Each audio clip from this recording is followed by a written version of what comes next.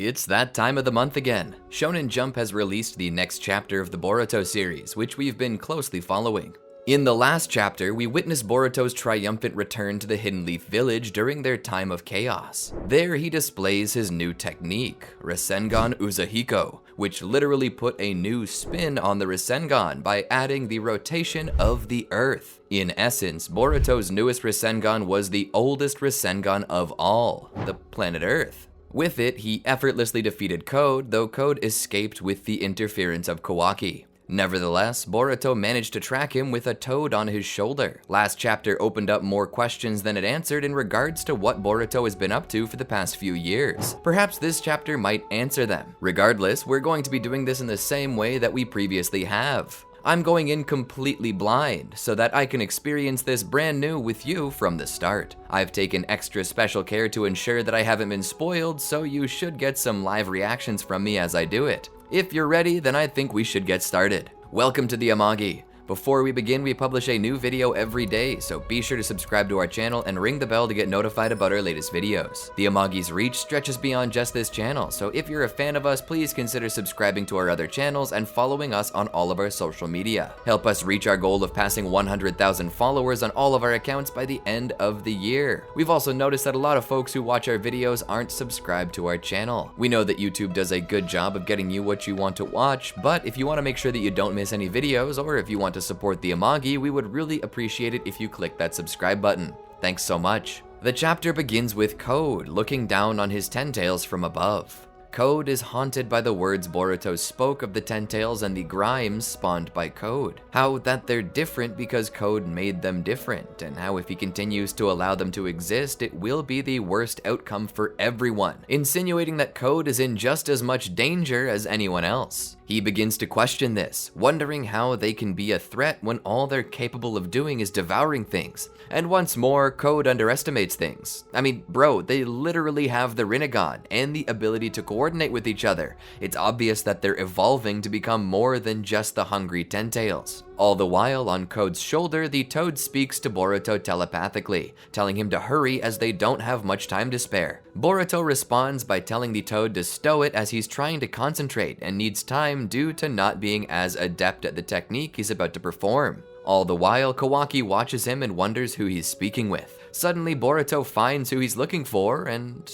he uses... Hold up, he just used the flying Raijin jutsu. I mean, I guess it's in his bloodline, but I mean, they really just packed Boruto here, didn't they? He really is like if Naruto and Minato had a baby, don't deny it. I know those fan fictions you wrote exist. Man, this guy is getting more and more broken with each chapter. Now he's got Grandpa's signature move. Yeah, maybe he's not as adept with it, but the fact that he knows it at all is crazy. It's apparently supposed to be hard to learn, as during the 4th Shinobi World War, it took a squad of 5 people just to perform it. So, I mean, we could have just seen reverse summoning by Toad, but no, Kishimoto is making a point with this. Boruto may be one of the most powerful characters in the Naruto series at this time. Like, I'm pretty sure he fodderizes anything in Naruto and Naruto Shippuden, probably without even using his karma seal. But I've hovered over this topic long enough, and we'll definitely return to it later on in the video. Let's continue our read through. Boruto suddenly appears behind Code using the flying Raijin jutsu. Code is surprised by this, asking him how he managed to do that. All the while, Boruto comes to the edge and looks in on the ten tails with Code. Looking in, Boruto sees nothing. He looks to Code and asks what the deal is, where the ten tails has gone. The toad exclaims that this is impossible, jumping from Code's shoulder to the edge, looking in and finding nothing.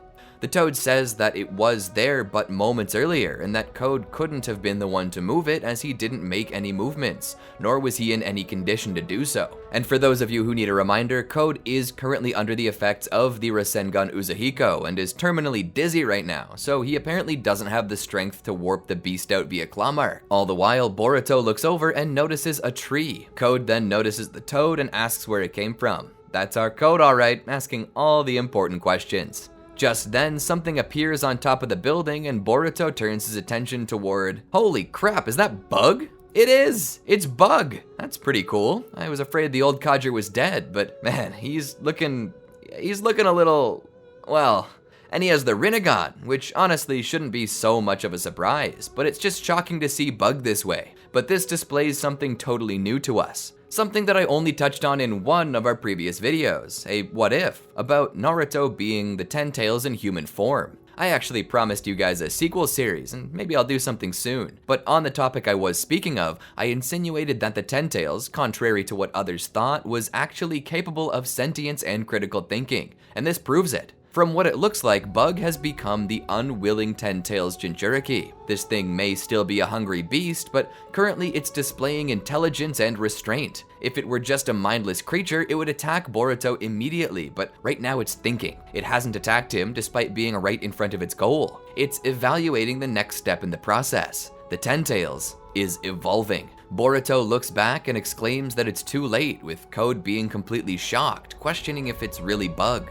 Boruto asks if the person in the tree is Bug, telling Code that it can't be him because he's still in the tree. This thing is the divine tree itself. So that's even cooler. It didn't take a Jinchuriki. I mean, I'm sad for Bug, rip Bug, but this is even cooler. It's changed its form based on a human. It's becoming a human all on its own. What's next? Is it gonna learn speech? It then waits a moment as Code and Boruto discuss the nature of this thing being a divine tree. It suddenly leaps at Boruto, apparently sure that it can handle him. It tackles Boruto and throws him into a wall where the two proceed to clash. Holy crap, I was right. It can talk. The 10 tails asks if Boruto has come to offer himself up to be devoured by the divine tree. Boruto then weaves hand signs and makes use of lightning release to push it back and get more space to work with, but this doesn't last very long, as the Bug tails then forms what appears to be a massive jaw and mouth from its arm and attempts to eat Boruto. Boruto appears to escape by using what looks like either the body flicker technique or the flying Raijin from earlier. Bugtails looks back and scoffs, stating that the jutsu is a tricky one. As Boruto prepares for another attack, Code can't help but wonder what's up with this thing. He asks Boruto to tell him what's going on with the 10 tails before collapsing. Boruto, knowing that he's gonna need all the help he can get, undoes the Rasengan Uzuhiko's effects on Code, telling him that they need to work together if they don't wish to die. He tells Code that he'll explain it later, but for now they need to prepare for the next attack. Sitting up, Code presses further on it. He asks Boruto what's going on with the 10 tails and asks what it had to do with Bug being turned into a tree. Boruto explains that it's more than just Bug being turned into a tree, but everyone who's been turned into a tree. Suddenly, the Bugtails raises into the air and begins to speak. Chakra, he says as he begins to speak on his newfound sentience. He explains that as a 10 tails, as a divine tree, their goal was to devour all life on the planet, both current and dead, and use that energy to form a chakra fruit. But then Bugtails looks back at the group and tells them that it was their original instinct. The 10 tails then shifts form again, taking on a less bug-like appearance. He then thanks Code, saying that this was their original instinct until Code awakened within them self-awareness. It's then that what appears to be a second divine tree shows up and tells him that it always was and always be his destiny to be a loser, only ever being someone else's tool, whether that be Kara, the Otsutsuki, Konoha unwittingly, or even the divine tree. She states that it's laughable. Boruto looks back and notices a strange hooded divine tree standing there, and his gaze lingers on him a little, though his face is mostly hidden from view. I think this tells me all I need to know. Anyway, the toad tells Boruto that it's time to retreat so they can reassume their footing. Back in Konoha, Kawaki meets with Shikamaru, who questions Boruto's ability to suddenly vanish without so much as a smack me bum, questioning if he mastered space-time ninjutsu. Kawaki states that he has no idea how he did it, but that he disappeared as soon as Code vanished, stating further that it was like he was chasing after Code. Shikamaru then begins to question if Boruto only returned to Konoha at all just to chase Code. Kawaki says that there is a chance that Code and Boruto are linked, and that before he disappeared, Boruto acted as if he was talking to someone, saying that it better not have been anyone in the sensory unit. Shikamaru tells Kawaki that it isn't possible that they have a traitor in the sensory unit because they're constantly monitoring any and all incoming and outgoing transmissions, just to make sure that nobody is using their own sensory unit against them as spies. Sarada then appears before them and tells them that things are a lot more simple than they expect it to be. It's very simple. Code attacked Konoha, but Boruto drove him off. This much is certain by their conversation. She then tells Shikamaru that if he doesn't believe her, he can have Ada confirm it. Kawaki looks over his shoulder at Sarada, telling her that she simply doesn't understand. Regardless of Boruto's motives, he's an Otsutsuki, and that means he needs to die or he'll be a threat to the world. He needs to die simply because he is Otsutsuki. Sarada tells him that she thinks it's rich to hear those words coming from Kawaki, who himself is an Otsutsuki. He tries to deflect this claim by explaining to her, apparently for the umpteenth time, that he's an Otsutsuki killing Otsutsuki, and that his powers exist solely to kill other Otsutsuki. He tells her that he has a job to do, and the moment he's done, he'll gladly commit self-oof to free the world from Otsutsuki threats. Sarada tells him that she won't let that happen on her watch. Not as a shinobi who plans to become the Hokage. She won't let him have his way with Konoha. Shikamaru stops their bickering, telling them both to shut up unless they want to piss off the current Hokage. Shikamaru then asks what the heck is up with the trees mentioned in the damage report, asking why trees are popping up on the battlefield,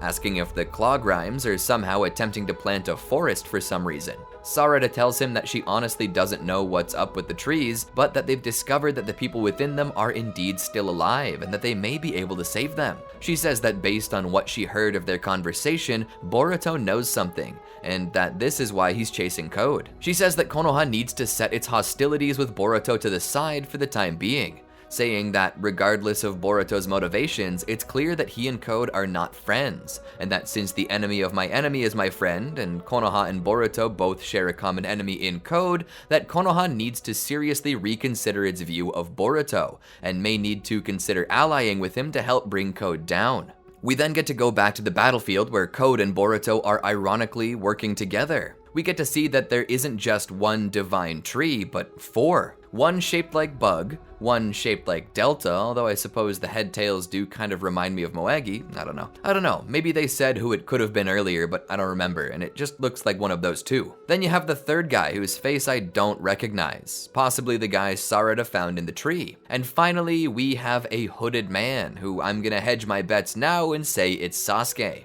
Code questions them. "You're self-aware divine trees?" he asks. All the while, Boruto keeps his eyes on the hooded Ten-Tails. He begins to draw his blade as the toad on his collar tells him that he needs to retreat. Their surprise attack failed. The hooded tree looks to Boruto with one Rinnegan. Suddenly, he pulls out of a claw mark nearby and attempts to slash Boruto, turning his arm into a weapon. Code and Boruto see this and immediately duck under the tree's swipe. It then pulls out its hand and forms a Chidori, as if we needed any more hints other than seeing its face head on. I must admit though, Ten-Tails Sasuke looks a lot more like Madara originally did right now. Maybe it's because of his hair or the hood-like covering representing his hair being longer. Boruto forms a Rasengan and the two clash. This causes a massive explosion that what appears to be the lead tree watches from the air. The female tree also doesn't move, instead just watching. The hooded tree jumps back after the explosion as Bugtails creates a jaw out of its arm to devour Boruto. Boruto pulls his blade out to defend himself and Code, but that blade is caught in Bugtail's maw. Suddenly, the earth comes up as the female tree summons a mound of stone to grip onto Boruto and hold him still as she approaches. Boruto looks down at Code and tells him to hurry up and lend him a hand, saying that he too will be killed if he doesn't help him out. However, Code, watching this, says that it seems that the divine trees will eat them all by themselves without Code having to do anything at all. All he has to do is sit back and watch as they become full divine trees. Code tells Boruto that it wasn't what he had originally planned, but that's perfectly alright. He feels a load lifted from his shoulders. Code then fades into a claw mark he planted and leaves Boruto to die. Boruto curses him before the toad in his collar tells Boruto to retreat now, reminding him that if he dies here, then it was all for nothing. The leader tree looks down on Boruto as Boruto weaves hand signs to apparently use the flying Raijin to escape. Trisuke doesn't seem quite surprised. The treater then tells Boruto that he was lucky this time to have escaped them, but that's okay because their self-awareness is still fresh. They're still very curious. They crave to know things, to gain knowledge, and currently it's that new desire to foster their newly found sentience that has left them uncaring to follow their instincts and devour him immediately. He tells him to run wherever it is that he wishes to go, but that he should know that no matter how far he runs or where he hides, he can't escape destiny. We then see Boruto escape to a cliff where we see a large tree without leaves. Boruto rests by the tree and removes his headband, looking down upon it with sorrowful reverence. It's then that a hooded figure appears beside him and asks if he was really trying to destroy the planet. He tells him to never be so rash again. Boruto would then apologize, saying that he panicked. It's then revealed that he's talking to Koji Kashin. I freaking knew it. I predicted this a month ago. I've been predicting this storyline for months. Let's go. Anyway, Koji tells Boruto that he knew that this was going to happen and that he should have prepared for it. He says that he isn't here to console him, but remind him that regardless of their circumstances, they must continue to fight. Boruto sighs and looks up and apologizes, saying that he's sorry, but it looks like he's gonna have to wait a bit longer. It's then revealed that the tree Boruto is resting by is indeed Sasuke Uchiha, and that, my friends, is where this chapter ends. Oh my soul, that chapter was so hype! Like, this is the chapter we've been waiting for. I'm as happy as a pig in mud, if you'll excuse the southern idiom. I've been predicting this stuff for months, and I'm sure I'm not the only one either. But my goodness, where do we begin? I suppose we work from the bottom and move our way up. Alright, first thing on the agenda today, Boruto's use of the flying Raijin Jutsu. Clearly a callback to the past, a bit of fan service, and perhaps a little something derived from the Naruto Top 99 poll that saw Minato voted as the most popular character in all of Naruto. Boruto now knows the flying Raijin Jutsu. I suppose it's only fitting as Minato is Boruto's grandfather, but the fact remains that this makes him all the more broken. As strong as Ten Tails Madara, as fast as Minato Namikaze, as varied in technique as Hiruzen, possessing a single sacred eye like Sasuke, and capable of destroying the entire planet like Goku. More and more, Boruto is writing himself like a Naruto OC. I am glad, however, that we didn't see him make use of Sage Mode. Now, you know, it's okay if he uses Senjutsu Chakra, as such a thing is possible to use without actually using Sage Mode. Orochimaru is one of these cases. He uses Sage Energy despite the fact that his body is not capable of utilizing Sage Mode. I would like to think that the same is true for Boruto. Boruto doesn't need another stackable transformation. Sage Energy, sure, but another power-up? Please, for the love of all things shinobi, no.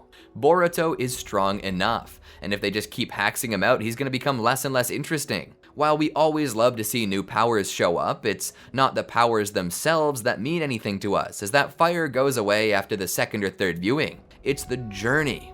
It's the path to power that we love. That's why watching Gohan achieve Super Saiyan 2 in the Cell games was so awesome, and why we hated Super Saiyan 3's introduction. Why Super Saiyan God rocked and Super Saiyan Blue just fizzled. Why Super Saiyan Blue Evolution and Ultra Instinct were and still are the two single greatest awakenings in all of Dragon Ball. They had a journey, they had a path, something the heroes needed to do to earn that power. And even though they have it now, they still need to learn to use it because they're only scratching the surface. That's why power is exciting, but if you just time skip and give it all to the character off screen and basically make them unkillable, then we reach a point where it's no longer interesting. But alas, the Flying Raijin Jutsu is indeed another card in Boruto's deck. For better or worse, it is. Moving on, we've come to learn something new about the Ten Tails that we've never seen before. The Ten Tails is itself capable of sentience. We had for so long been told that the Ten Tails is a mindless beast, but I've long theorized that it didn't have to be that way. They were naturally mindless, but if the 9 beasts can come out of it with personalities, then the Ten Tails should be able to develop one on its own and become self-aware. I made a whole What If series based on the concept of a self-aware Ten Tails, and now I'm proven correct by Kishimoto. The Ten Tails is able to become self-aware. It seems to me that the divine tree has grown to enjoy eating humans more than it does eating Otsutsuki, as it seems to gain the effects of whatever it is it eats.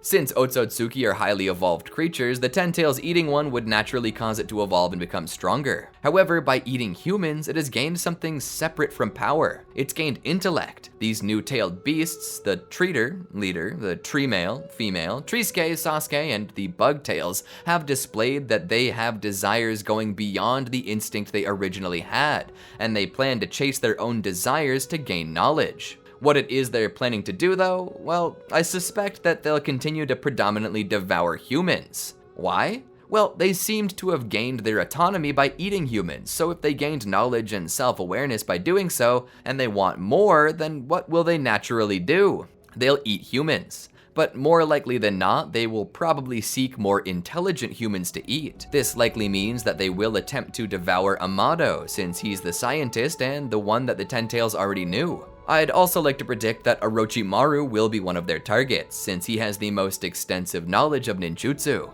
I mean, imagine, what if one of these divine trees had all the information that Orochimaru had on top of all their strength? That would be incredible. They'd be so busted. I predict that the divine trees will seek to gain more knowledge, and that their journeys will drive them to the likes of Orochimaru and Amato, which will likely be the result that causes the final battle between Boruto and Kawaki that we saw in the first chapter. Konoha is being attacked for some reason, and that reason more than likely has to do with the appearance of the 4 divine trees, likely each of them attempting to get a hold on Amato to gain his knowledge. But you know, I just can't help but draw parallels to Zetsu. Of course, these things are far more evolved than that, but if you remember, the Zetsu were born from the divine tree when they had Hashirama Senju's cells implanted into them.